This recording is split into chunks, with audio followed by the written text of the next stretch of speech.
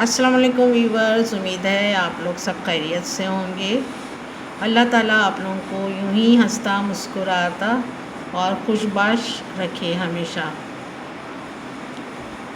آج میں آپ کے لیے ایک اچھا سا ٹاپک لائی ہوں جس کا نام ٹیلی پیتھی ہے، اور اسے اسلامک ورلڈ میں مراقبہ بھی کہا جاتا ہے، اور دنیا کے ورلڈ میں اسے یوگا کے نام سے بھی کہتے ہیں۔ تو چلیں ہم اپنی ویڈیو اسٹارٹ کرتے ہیں۔ بسم اللہ الرحمن الرحیم۔ یہ مراقبہ، یوگا اور ٹیلی پیتھی، جب ہم یہ عمل کرتے ہیں تو آپ بہت ہی اپنے آپ کو ہلکا پھلکا اور پرسکون محسوس کرتے ہیں۔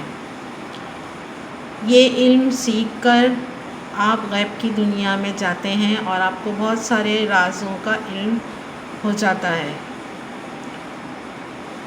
اور آپ یہ علم سیکھ کر لاکھوں کروڑوں روپے بآسانی کما سکتے ہیں۔ لیکن یہ علم سیکھنا اتنا آسان نہیں ہے، اور یہ علم آپ کسی استاد کے بغیر سیکھنے کی کوشش بھی نہیں کریے گا، کیونکہ اس سے آپ کی زندگی کو خطرہ لاحق ہو سکتا ہے۔ ٹیلی پیتھی وہ علم ہے جو آپ کو شعور سے لاشعور میں لے جاتا ہے۔ اب آپ سوچیں گے کہ یہ لاشعور کیا ہوتا ہے، تو میں آپ کو سادہ لفظوں میں بتاؤں گی۔ یہ خواب کی جو کیفیت ہوتی ہے اور ہم سو رہے ہوتے ہیں تو اسے لاشعور کہتے ہیں۔ جاگنے کی کیفیت کو شعور کہتے ہیں۔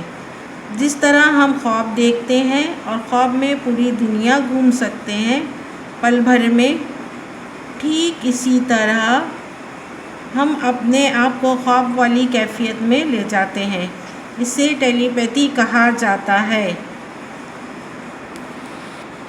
مگر آپ اس کیفیت میں نے آپ کو پہلے بھی بتایا، کسی استاد کے بغیر جانے کی بھی کوشش نہیں کریے گا، کیونکہ اس سے آپ کا دماغ پلٹ سکتا ہے۔ اس کے لیے، یہ علم سیکھنے کے لیے آپ کو بہت زیادہ پریکٹس کی ضرورت ہوتی ہے۔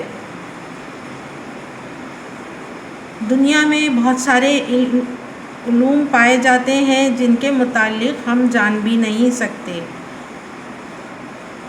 اور ایسے حیرت انگیز علوم ہوتے ہیں جن کو سن کر آپ حیران رہ جائیں۔ ٹیلی پیتھی دو الفاظ پر مشتمل ہے۔ ٹیلی کے معنی فاصلہ اور پیتھی کے معنی سوچ، تجربہ اور خیال کے ہیں۔ سادہ الفاظ میں کہیں تو دماغ کا دماغ سے رابطہ یا سوچ کے ذریعے ایک دوسرے کے پیغام کو پہنچانا ہے۔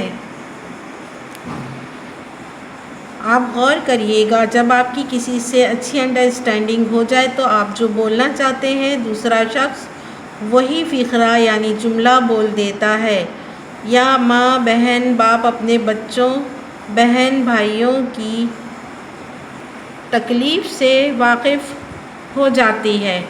خواب کے ذریعے یا ذہن میں بار بار ایک ہی خیال آنے سے، یا جس سے آپ بہت قریب ہوں، وہ آپ کیا سوچ رہے ہیں پتہ چل جاتا ہے۔ اکثر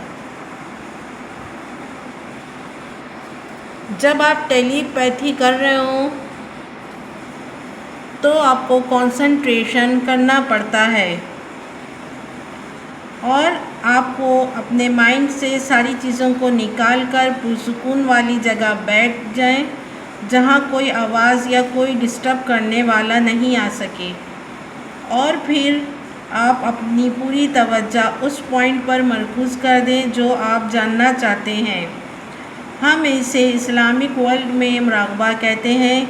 مراقبے میں اپنی آنکھیں بند کر کے پوری توجہ اللہ تعالیٰ کی طرف مرکوز کر دیں اور اللہ اللہ کا ورد کرنے لگیں، اور یہ محسوس کریں کہ آپ کے دل سے اللہ اللہ کی آواز آ رہی ہے، اور آپ اپنے دل پر اللہ کی ضرب لگاتے رہیں۔ آہستہ آہستہ آپ غیب کی دنیا میں پہنچ جائیں گے اور آپ پر سارے راز منکشف ہوتے جائیں گے۔